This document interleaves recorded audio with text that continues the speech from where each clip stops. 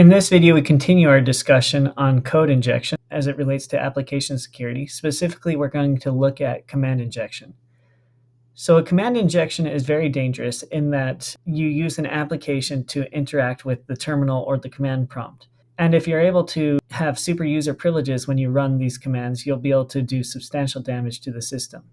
So for example, here we have a code that if we were able to execute this in the browser, it could cause serious consequences because it could remove all files, folders, and subdirectories.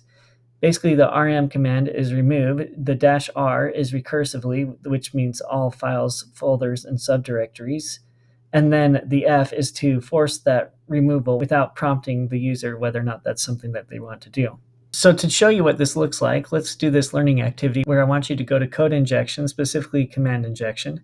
And then I want you to manipulate the submission to return a listing of all the files in the current directory or the netstat for the server. So pause this video, try this on your own, and then come back to compare your answer. All right, welcome back. So here is a page that I built to test the command injection. So what I'm going to do is show you how this works. We're going to click on foobar here, and we'll go ahead and click select. And essentially what it's showing is the contents of the file. So I want a foobar. So now what we're going to do is manipulate this to use a command injection. So I'm going to go ahead and inspect this page. I'll click on the picker tool, and then I'll go down and select foobar.php. You'll notice here that it says foobar.php.